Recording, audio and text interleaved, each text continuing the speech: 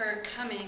What we are here to announce today is that we have, in Ottawa, just delivered to the Minister of Justice, the Canadian Attorney General, these materials before us, and a 70-page indictment against former U.S. President George W. Bush.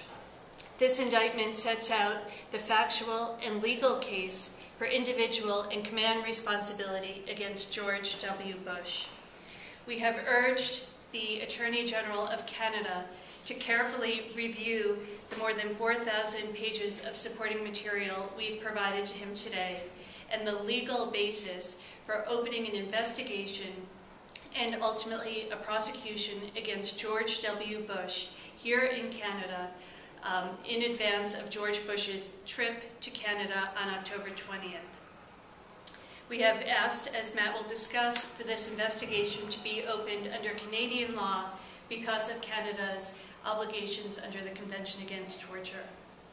I have come to Canada today as a next step in our effort from the Center for Constitutional Rights to end the impunity for George W. Bush.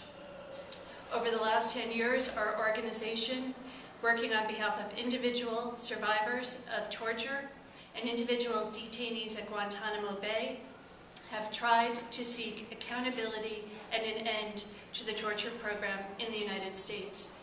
As you all likely know, there has been no investigation and certainly no prosecution of George Bush for his individual criminal responsibility for torture. We have tried also to hold U.S. officials accountable in various European countries, including France and Germany, and we have an ongoing investigation that we're a part of in Spain.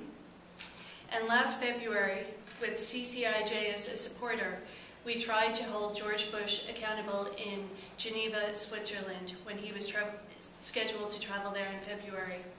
As you may know, on the eve of that trip, George Bush canceled. These documents before us set out a case of torture. Through his own admission, George Bush has authorized torture. In his memoir, Decision Points, last year, he acknowledged that he authorized the waterboarding of individuals held in the CIA secret detention program. Through this program, the United States sent individuals to foreign countries and put them essentially in black sites where they were subjected to acts of torture as part of supposed interrogations. George Bush, when asked if these men should be waterboarded, responded, "Damn right." Even though he made that admission, there was no investigation opened into the act of waterboarding, which our current Attorney General, Eric Holder, has acknowledged is a form of torture. Again, George Bush set up the secret detention program. He oversaw what he calls, and Bush administration officials call, enhanced interrogation techniques. Those acts are acts of torture. They are recognized as acts of torture under international law. They are recognized as acts of torture under U.S. law. And significantly today, for us, they are recognized as acts of torture under Canadian law. George Bush also authorized individuals to be sent to foreign countries for interrogation, and this includes the Extraordinary Rendition Program. And finally, George Bush approved the fact that the Geneva Conventions would not apply to individuals being held in Guantanamo and other locations.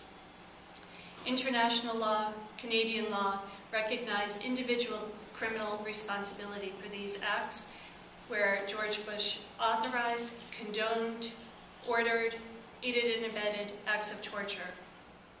We are also familiar with the case of Abu Ghraib and other detention centers in Iraq. We have not seen proper accountability for those acts of torture. We've seen the so-called bad apples be held accountable. There needs to be an investigation up that chain of command, and of course, George Bush, as the former President of the United States and Commander-in-Chief, bears ultimate responsibility, whether through command responsibility for his failure to prevent or punish those acts of torture, or for individual criminal responsibility. The Convention Against Torture, which both Canada and the U.S. are signatories to, demand that when an individual against whom a credible case of torture exists is present in your country, you have an obligation to investigate and ultimately to prosecute, if no one else will, that individual for torture. We contend, and again, this lengthy indictment details how George Bush is accountable for torture, needs to be held accountable for torture, and a credible case exists. We therefore urge today the Attorney General of Canada to open an investigation against George Bush.